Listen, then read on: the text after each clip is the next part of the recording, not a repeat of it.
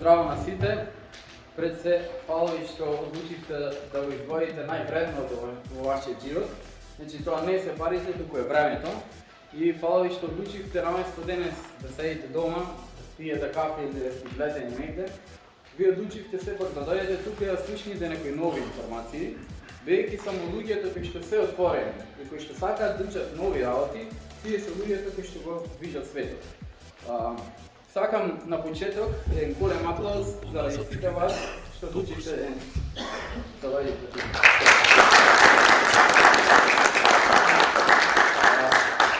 Накратко се представам, се викам Оливер Слунчевски, од Битола.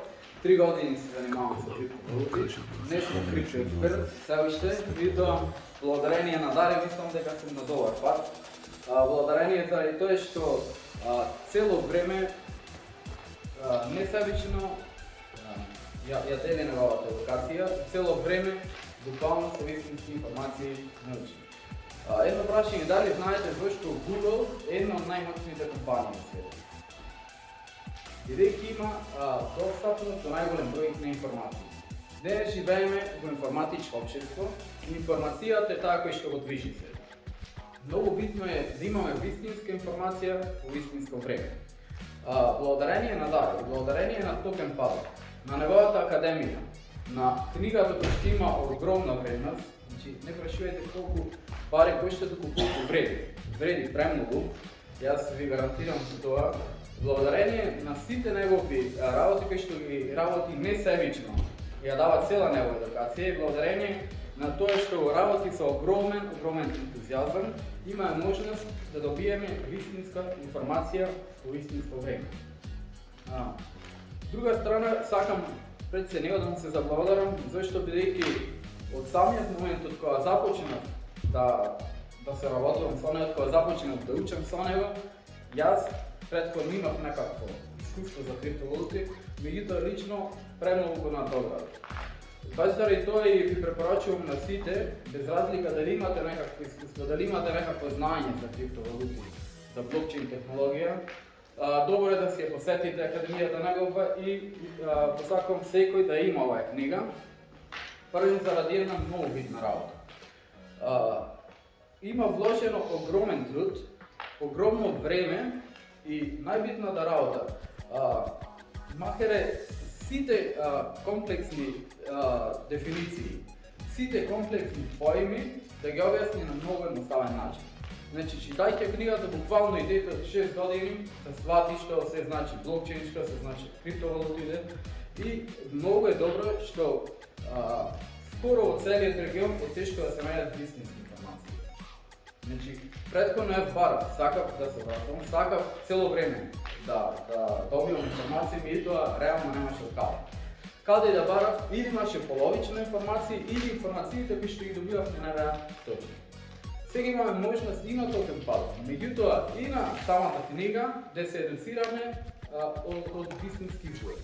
Значи, изворите внатре се земени директно од самите програмери, од луѓето кои што работат на сите проекти во криптоиндустријата.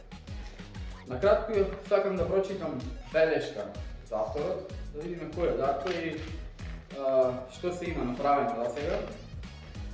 Дарко Симоновски е криптоексперт, портфолио стратег и главен уредник на веб-сајтот tokenpalov.com. Роден е на 6 јули 1983 година во Кичево.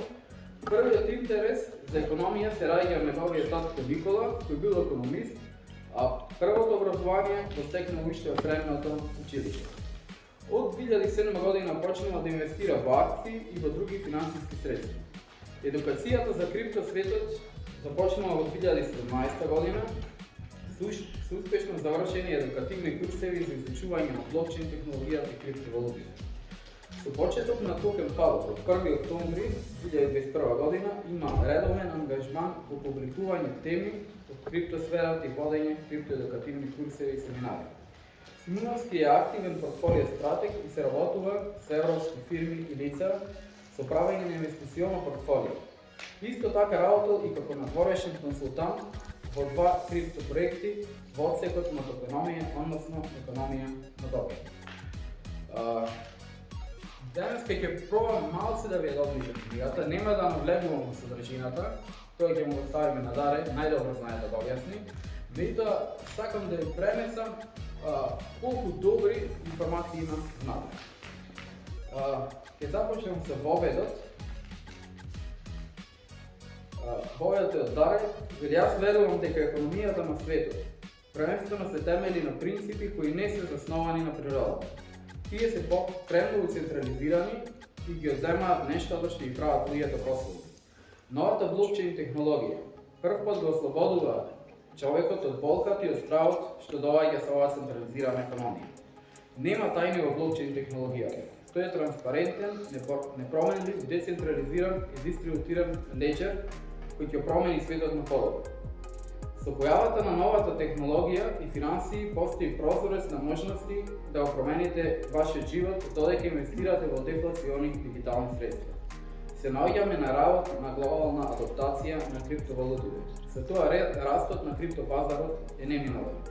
Денес има над 300 милиони корисници на криптовалути, но само 8% од нив ги користат независните паричници, а користат блокчейн технологијата, каде што имаат интеракција со DeFi протокол, NFT платформа или други услуги. Скоро 5 милиарди луѓе ширум планетата имаат интернет пристап. Криптовалутите се достапни, каде што интернетот е достапен. Оваа нова технологија и финансии ќе го револуционира светот и ќе имплементира нов начин на живење и вредност. Одиме кон иднината каде што се ќе биде дигитализирано и роботиката и вештачката интелигенција ќе бидат дел од тој нов свет што доаѓа. Технологијата сама по себе е неутрална, но многу е важно да знаеме во чии раце е контролата на одредена технологија. Формулата за глобален успех е многу едноставна и таа лежи во децентрализираноста и слободниот пазар. Информацијата е најважното нешто што може да се има и тоа се сликува на светскиот пазар. Најбогати фирми се оние кои што овозможуваат и поседуваат информации, но проблемот тука е во централизираноста. Со таква поставеност, моќни пари доаѓаат во групација на други луѓе и фирми. Но со појавата на биткоин и блокчейн технологијата, оваа централна поставеност ќе се промени и луѓето ќе ги споделуваат вредностите меѓу себе без постојање на посредници. Сигурен сум дека во иднина се ќе биде токенизирано, но главна и најважна крстосница за сите ќе биде насоката во која ќе се движиме. Дали процесите ќе се случуваат централизирано или децентрализирано. За да се почне со во криптопросторот не се бара претходно знаење и финансии за тргување. Важно е да се разбере дека ова е сосема нова технологија, која допрва треба да истражуваме и учиме. Ова не е нешто што постоело порано. Дори и луѓето со докторат по финансии и економија не го разбираат ова. Секој може да почне да го учи ова, се додека го добивате вашето образование од вистинскиот извор. Денес живееме во свет на информации, но голем дел од тие што се пласираат во јавноста се полувистини, не се дообјаснети или се неточни, особено кога станува збор за криптоиндустријата. Мојот главен извор на едукација од програмерите кои што стојат зад проектите, односно зад криптовалутите, како и дополнителна едукација за новите технологии и финансии. Главна цел ми е да ги едуцирам сите што сакаат да ја превземат контролата на своите финансии. Навистина се надевам дека во оваа книга ќе им помогнам на многу луѓе на светот да ги научат сите основи за криптосветот. Со овој мој мал придонес сакам да им помогнам на луѓето да се приспособат во нов дигитален свет на финансии и технологии, за да ги научат и разберат фундаментите на криптопазарот. Едно е јасно, се дигитализира и се оди кон таму. Сега имаме можност, сега буквално е време на транзиција. Ако ви текнува, кој од вас има користено чекови порано? Кога излегува кредитните картички, кој што одма ги прифати и почна да ги користи? Никој, сите му беше страв да ги користи. Особено луѓето ради тоа што мораја, ради тоа што му налагаја банките за да ги користи. Дали од кога ги зававте кредитните картички што одма пробавте онлайн да пазарите? Не, туку траеше време за да се адаптирате до тоа. Тој период на транзиција го искористија Visa, Mastercard и многу други компании и заработија во тој процес. Сега буквално сме во исто такво време, меѓутоа во момент каде што идат криптовалути. На крајот за неколку години сите ние ќе ги користиме, без разлика дали сакаме или не сакаме. Меѓутоа сега е период кај што може да го искористиме целој транзицијски период и да профитираме од сето тоа. Буквално имаме можност, оваа година јас мислам дека е пресудна за многу луѓе. Не сакам премногу во детали да навлегнам, затоа велам, прочитајте книгата, земете ја, ќе сватите колкава огромна можност ни се нуди денес. Пред се ни се нуди можност за финансиска слобода и за финансиска независност. Од мене беше толку кратко, ќе сакам сега се еден огромен аплауз да го поканиме Дарко, да каже за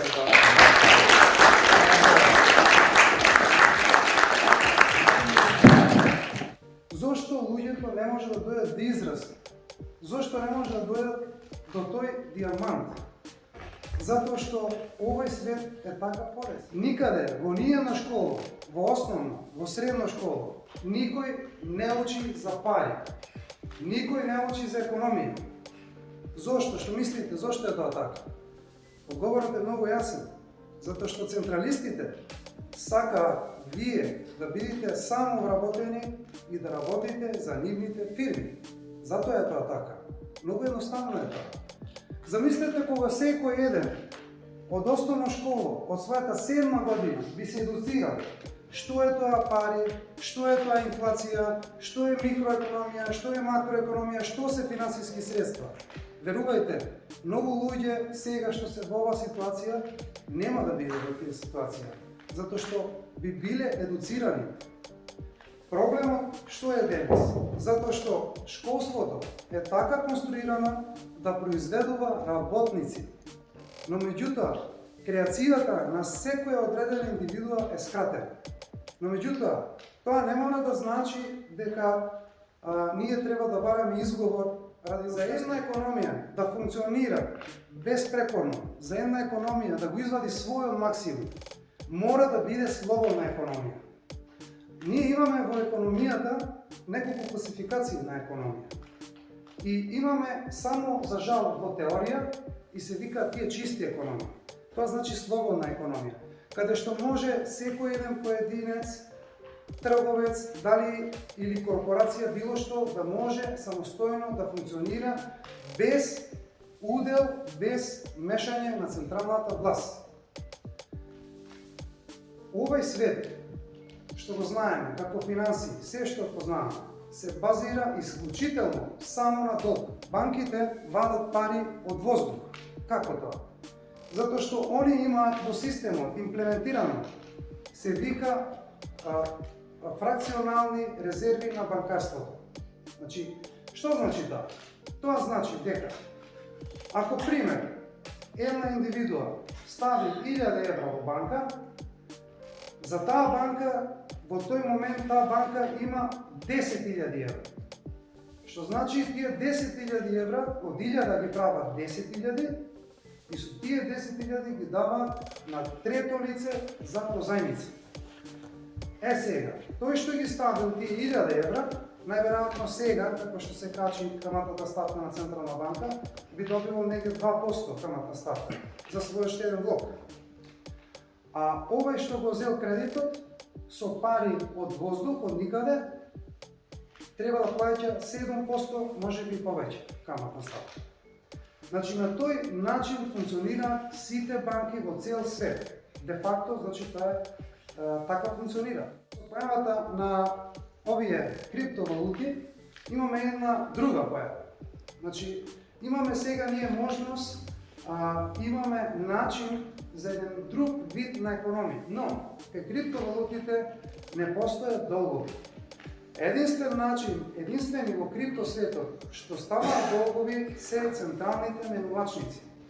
Јас уште од првиот пат кога излегов јавно и приватно кога им зборував на многу мои пријатели и познаници, јас им кажував секогаш: немојте да чувате во централни менувачници. Зошто? Многу едноставно. Криптото е направено дека луѓето да бидат независни и луѓето да можат сами да функционират и сами да раководат со своите финанси.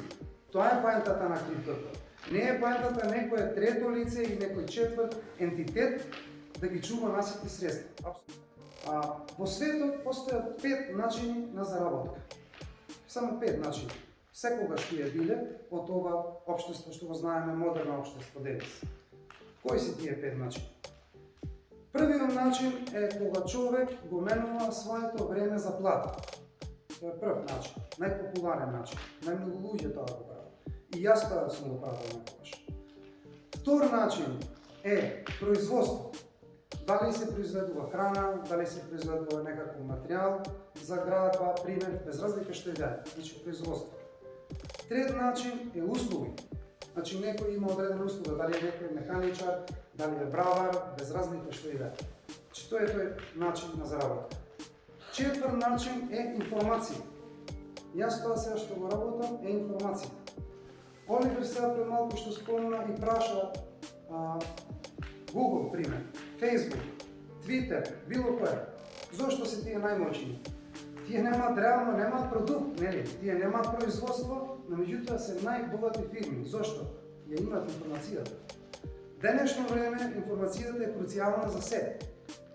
И петиот начин е корпоративен начин на заработка. Значи кога веќе се групираат бизнисите и функционираат како корпорација. Тие се начините на заработка. Сега, овој начин, како што е подесен во цел свет, не е во прилог на обичниот човек, не е во прилог на малото предпријатие во комшина. Зошто го зборувам? Овој систем е така и функционира на начин што? Многу едноставно.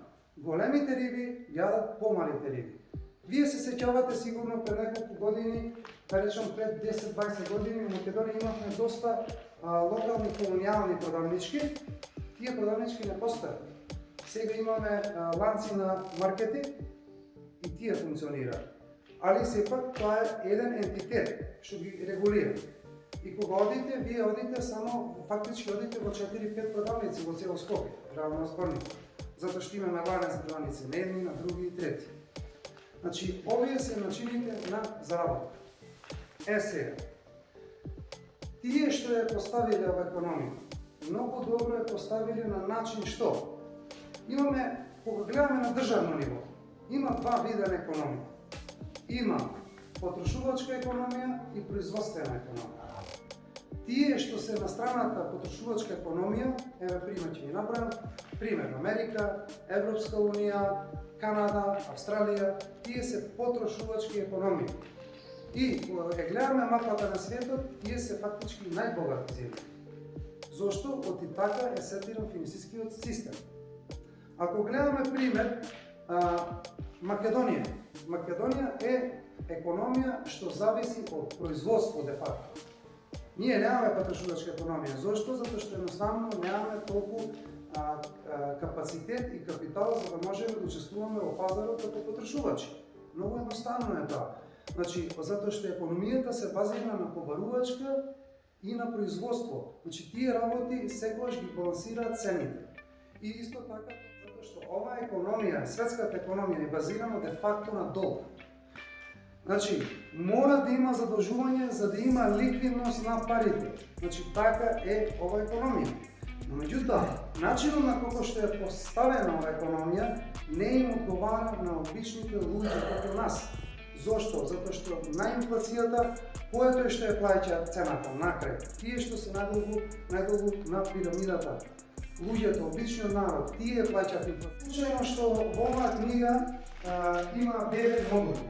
И не е случајно што првиот модул се пишува за кои се базираат само на еден приход, плата, пензија, било што е, или некој мал бизнис и тоа е тоа. Ако оди бизнисот во ред, ако не, тоа е тоа, ќе се затвори. Но меѓутоа, ако сите тие биле едуцирани, тие ќе вложувале во финансиски средства. Значи, единствен начин за да се борите против инфлацијата, само вложување во финансиски средства. Сега имаме неколку класи на финансиски средства. Обврзници, што јас не препорачувам на никој да зема обврзници. Значи, обврзници, имаме комодитети, значи тоа важи и за злато. И имаме исто така акции и сега најновото финансиска класа, финансиски средства се криптовалути. Во Америка имаме, се викаат скратено SEC. Тоа значи Security Exchange Commission, значи Комисија за харти од вредност. И човекот што е сега моментално таму председател многу јасно опиша и кажа дека биткоин е комодитет. Што значи тоа? Исто како злато. Регулирано во Америка биткоин е регулиран буквално како злато, во класа на злато, нафта и така натака. Значи во класа на комодитет. Ама другите криптовалути не ги стават. И јас се согласувам со него, потполно се согласувам. Зошто? Еве сега едноставна работа ќе ви кажам. Комодитети, прво да се разбереме. Што е комодитет? Комодитет може да биде злато, може да биде сок од портокал, може да биде пченка, пченица, што и да е. Значи, се што не зависи од еден ентитет, од една корпорација, тоа е комодитет. Зошто? Не може, пример, JP Morgan да регулира набавката на јаболка. Зошто? Имаме јаболка во Македонија, има и во Европа, насекаде има јаболка. Значи не може една структура да регулира производство на јаболка, затоа е тоа комодитет. Не е случајно. Истата причина, истата ситуација имаме во биткоин. Но меѓутоа биткоин е многу посилен, меѓутоа и на тоа зошто е тоа така. Како што реков, комодитетот не го издава еден ентитет или една фирма. Значи, комодитетот е нешто што може да биде надофан на секој и не е контролирано од еден ентитет. Таа ситуација во криптосветот, морам да бидам сурово искрен, само биткоин ги има тие карактеристики, да не се лажи на воопшто. Сакам да бидам искрен, зашто он става одредени криптовалути како акции ги става. Зошто? Акции, предпоставувам дека знаете, значи акции е некоја фирма која води јавно на пазар, на берза и таа издава акции, што значи вие можете да бидете по-собственик од фирмата, да земите дел од тие акции. Е сега, истата ситуација имаме и кај криптосветот. Денес имаме околу 22.000 криптовалути. Според моја проценка сметам дека неге 5-16.000 има многу слаб квалитет или нема никаков квалитет. Значи таа е реалноста. Зошто? Повторно, идеме до таа ситуација затоа што сите тие немаат одреден проект што има квалитет и има долгорочно што може да биде одржлив за полуг рок. Значи немаат одреден квалитет. Кога примерот правиме споредба е биткоин. Биткоин нема ниту ентитет, нема ниту шеф, нема ниту фирма, никој не стои за биткоин. Како што не стои никој за златото. Злато има и тука во Македонија се стопува. Секаде има, скоро секаде, на многу места во светот има злато, што значи не може еден ентитет да го регулира. Мојот пристап на мојот вебсайт секој може да биде отворено јавно, секој бесплатно, има анализи таму и може да видите како изгледаат тие анализи. Тие фундаментални анализи. Значи, ако денес, пример, некој вложува во акции и гледаме што гледаме, како фирмата работи, дали има профит во минатиот квартал, минатата година, дали е остварила профит, колку има вработени, колку има давачки и ред други работи, за да можеме да оцениме квалитетот на тие одредени акции, дали вреди да инвестираме, дали би можеле да бидат издржливи на полуг рок. Истото е и со криптовалути, но меѓутоа начинот на кој што се одредува тоа е малку поинаку. Јас тука имам се опишано. Секој еден човек, без разлика на неговата бекграунд, позадина, без разлика на која школа, без разлика на која возраст, секој може тука да прочите и да научи како се прави фундаментална анализа. Секој може тоа да направи. Ви гарантирам. Не ви треба некој друг да ви тврди во што вие да вложувате. Доволно е само да се едуцирате и вие ќе знаете да го направите правилниот пат. И вие исто така во тој случај ќе знаете кој зборува вистината и кој зборува факти, а кој раскажува некакви приказни за повеќе лајкови. Мојата цел не е повеќе лајкови, мојата цел не е квантитет, мојата цел е квалитет. Јас имам тука од дело неколку присутни неколку луѓе што беа на мојот курс и дел од нив нема познавање на крипто, дел има деловно познавање на крипто, но меѓутоа сите го надградија своето знаење. Зошто? Затоа што начинот на учење е онака како што треба школски, чекор по чекор да се разберат работите како функционираат. Како што реков, криптовалутите спаѓаат во дел од финансиски маркети. Финансиските маркети, за да знаеме како ќе се движат, ние мора да ја следиме макроекономијата. Ако сте вие вистински инвеститор, вие не ја следите моменталната цена, вие ги барате квалитетите, ги мерите на фундаментална анализа. И кога ќе ги измерите, вие купувате. Се професионални инвеститори. Различно делуваат од обичните луѓе. Сентиментот, психологијата е дел од секој финансиски маркет. Сега, сигурен сум дека многу луѓе што вложувале кога маркетот беше горе, во 2021, октомври, ноември, тој период, многу луѓе вложуваат. А сега, многу малку вложуваат. Зошто? Сентимент, исплашени се луѓето. Јас тоа го разбирам. Но меѓутоа, ако сакате да постигнете нешто во вашиот живот, и ако сакате да направите вистинска промена, и ако сакате да имате независност, мора да се едуцирате и мора да вложувате во финансиски средства. Јас не сум финансиски советник да ви кажам конкретно во што да вложите. Јас тука сум да ве едуцирам од тоа што го знам. Али сепак, вашиот пат, вие треба да одите на вашиот пат, затоа што секој човек е креатор на својата судбина. Не можете вие да се наслонувате на некој трет или на ентитет, или не дај Боже на државата. Не дај Боже да чекате од државата. Значи, јас уште слушам луѓе чекаат од државата плата, чекаат некој да ги вработи. Ве молам. Значи, мораме да ги земеме работите во своји раце. И мора да се грижиме да имаме пари во джеб. Јас ракипувам во джеб да се чувам пари. Зошто? Јас сум во контрола. Колку и да се, јас сум во контрола. И ја имам независност.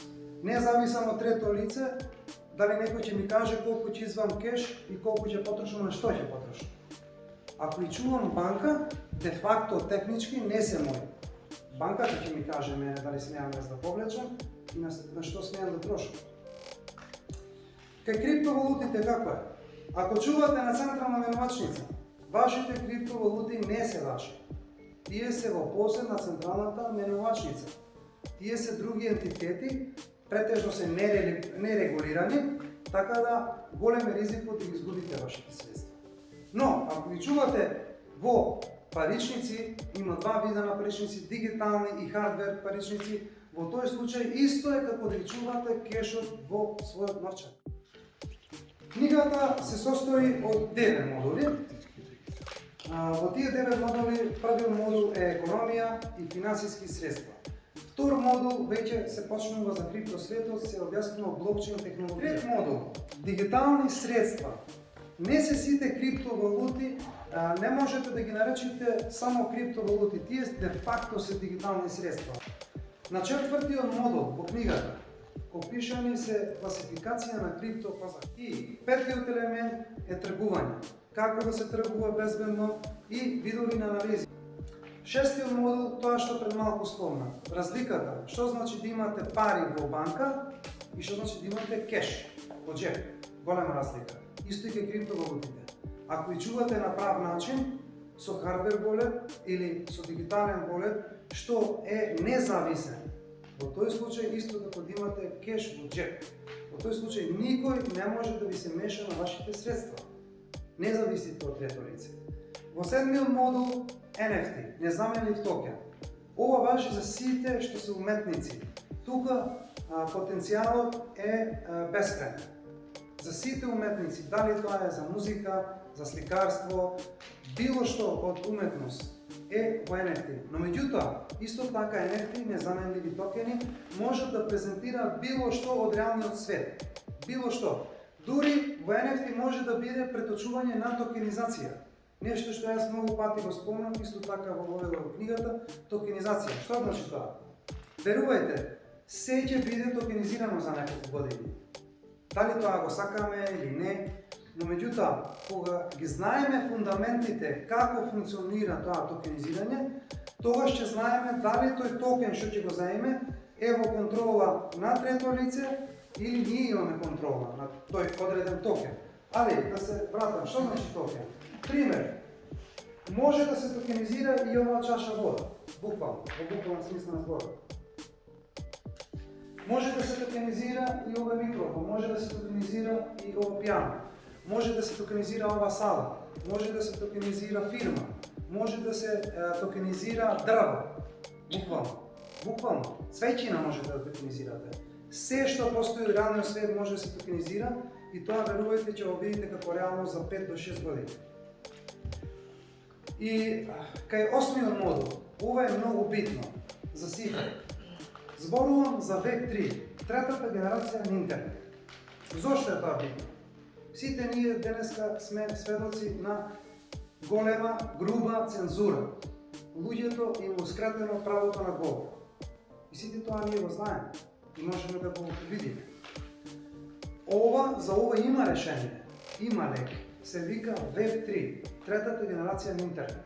Третата генерација на интернет ќе биде децентрализирана. Веќе таа функционира, се развива, веќе има платформи што се функционални и што можете да ги користите. Во тој случај, кога би користеле Web3, само една споредба да направам. Ако користите денес себе, ќе спомнам Facebook како најпозната социјална платформа. Вие ништо не добивате од таа платформа, апсолутно ништо, освен што можете да имате одредени информации, не сите, затоа што доста информации за да дојдете пристап до нив се цензурирани. Можете да имате пристап до одредени информации и евентуално да комуницирате меѓу вас. И тоа е се што можете да видите од Facebook денес. Но, ако би користеле вие Web3 Facebook, а веќе има такви, во тој случај, вие ќе добивате токени на таа платформа само затоа што, пример, постирате или сте активни, лајкувате, вие ќе бидете наградени финансиски. Тоа е прва работа. Втора работа, најбитната. Не постои никаква цензура. Зошто? Затоа што тие се одвиваат во блокчейн технологија. Блокчейн технологијата е многу силна работа и блокчейн технологијата, верувајте, ќе го промени светот. Верувам јас дека со тек на време, очекувам за 3 години да стане тоа мејнстрим, да биде популарно, да може секој втор да го користи и ќе ги видите бенефитите. Јас верувам дека секој од вас ќе видите вие сведоци дека ќе имате многу бенефиции од такво нешто. Дали има нешто подобро за одредена услуга што користите да бидете наградени и да не бидете цензурирани. Тоа е најбитното. И деветиот модул од книгата не е поврзан со криптовалути. Деветиот модул се вика Дигитална валута на Централна банка, CBDC. Ова ќе биде реалност за неколку месеци. Во Америка ќе биде во јули. Во Европа ќе биде до ноември. Во Канада ќе биде исто во наредната година, Австралија исто така и други земји во 2024. Значи, 2023-2024 овие, инаку да потенцирам, моментално 90 централни банки работат на овие дигитални валути на Централна банка. Што е тоа? Да прецизирам. Тоа значи дека луѓето ќе бидат контролирани. Што трошат, на што трошат, кај трошат, колку трошат и буквално локација, на кое место трошат. Значи, Централната банка, сите ќе имате банка, трансфери, се ќе се случува преку Централна банка. Овие комерцијални банки, што знаете, за 3 години, најкасно за 3 години, нема да постојат. Шалтери нема да постојат. Физички фиат валути, пари, кеш, нема да постои. Нема да постои. Тоа би го гарантирам. Сега, зошто они се брзаат? Со дигитална валута на Централна банка, на англиски CBDC, Central Bank Digital Currency. Зошто се брзаат? Многу едноставно, се плаша луѓето да не разбера за биткоин. Затоа што биткоин презентира слобода, презентира имот, презентира независност. Никој жив не може од вашиот волет биткоинот да отргне, ако е на хардвер волет. Вие го имате кодот, шифрите. Никој жив не може да дојде до тоа средство. Они посегнуваат сега на CBDC ради една причина, затоа што знаат луѓето не се едуцирани за крипто. Знаат и го користат овој момент и сакаат по набрзина да ја стават контролата врз сите луѓе на цел свет. И толку поради ова, затоа што сметам дека е многу битно и е многу опасна игра од страна на централистите, сметам дека секој индивидуа, ако се грижи за својата иднина, ако се грижи за иднината на своите деца, внуци, за иднината ваша, со еден збор, ве молам, прочитајте малку за ова. Ова не е теорија заговор, овие се фактуелни податоци. Се што сум пишал во книгата е фактуелен податок што секој може да го провери. Се е факт, за жал. Овие работи и дури пишани се во книгата, во 9-тиот модул се преземени од BIS, Bank International Settlement. Таа е банка на банките во Швајцарија. Ево овде во овој дел е опишано, ево и сликата од кај е преземена. Ова е нивниот концепт. Концептот, ако може би од вас сте слушнате, е World Economic Forum, Светски економски форум. Тие се тие милиардерите што имаат еден клуб и преку тој клуб јавно лобираат. Овие централисти лобираат за нивните агенди. И ако луѓето не се освестат на време, овие агенди, за жал, ќе бидат реалност на една дистописка иднина. И тоа многу брзо се случува. Единствен начин да бидете во контрола е кога поседувате биткоин на независен новчаник.